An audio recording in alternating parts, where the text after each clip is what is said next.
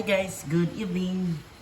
I am Father Choi, and in my convent kitchen, I will be teaching you how to save. So this is a tips for all cooking persons on how to save leftover soup.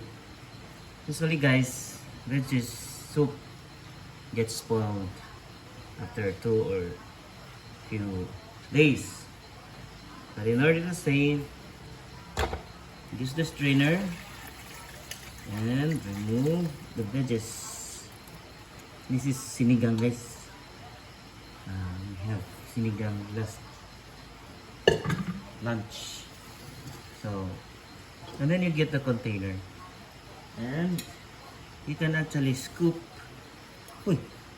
some of the ingredients that are inside, which one you'd like to keep.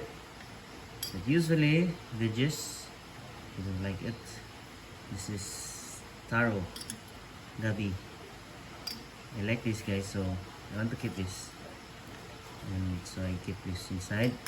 Never mind some of the vegetables because we will put this in the fridge.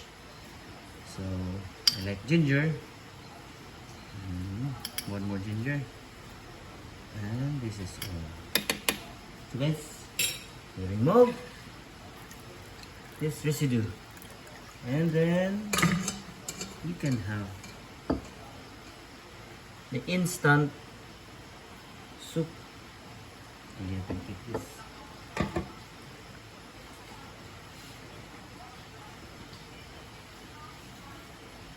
So this is it guys, already in the glass, and you already have an instant.